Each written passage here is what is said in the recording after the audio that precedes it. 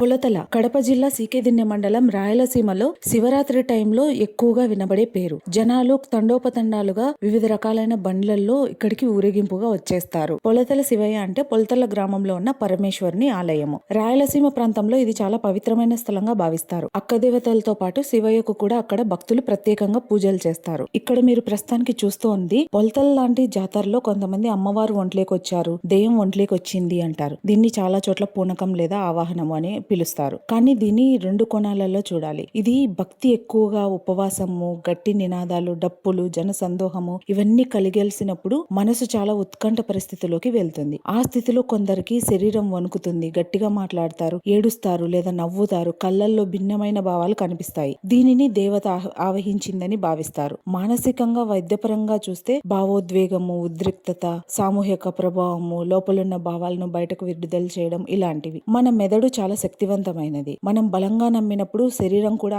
ఆ నమ్మకానికి అనుగుణంగా స్పందిస్తుంది. అక్కడ ఉన్న ఒక పెద్దావిడని అడిగగా ఆవిడ కోణంలో అక్కడ ఉన్న ఆ మనిషికి ఎవరైతే దెయ్యం పట్టింది అన్నట్లు కూర్చోబెట్టారో, నిలబడ్డారో వారికి ఏదో ఒక గాలి సోకడము ఇలాంటి అపోహలు ఉండడం వల్ల వారిని ఇక్కడికి తీసుకొచ్చారు. సో వారిలో ఉన్న వారిని బయటికి రమ్మని పిలుస్తారు. నిమ్మకాయలు ఇవన్నీ ఇచ్చి దాని ద్వారా వాళ్ళు వీళ్ళ ఒంటిలోకి ఆవాహనం అయిన తర్వాత వాళ్ళు ఎవరు అనేది, దెయ్యమా దేవత అనేది అడిగి ఇన్ కేసు ఆమె ఒంటిలోకి దెయ్యం లాగా ఎవరైనా ఆత్మ అన్నట్లుగా వీళ్ళకి అనిపిస్తే అడిగిన తర్వాత చెప్పే విధానాన్ని బట్టి వాళ్ళ ఒంట్లో నుంచి దెయ్యంని బయటికి వెళ్ళగొట్టి దేవతలను ఎక్కిస్తారు. దానివల్ల ఇంకా ఫ్యూచర్ లో ఎప్పుడే గానీ వాళ్ళకి అలాంటి దెయ్యం ప్రభావము, గాలి సోకడము లాంటివి ఉండవు అన్నట్లు ఆవిడ చెప్పారు. మా ఒపీనియన్ అయినా ఎవరి ఒపీనియన్ అయినా సరే నాకు తెలిసి అది ఒక మూఢనమ్మకమే. ఏదైనా మానసిక పరిస్థితి వల్ల ఎవరైనా ఇబ్బంది పడుతూ ఉంటారు కదా, దాని వల్ల జరిగిన ఒక ఇన్సిడెంట్స్ ని ఏదో ఒక దాన్ని కలగలుపుకొని ఇప్పటికీ చాలా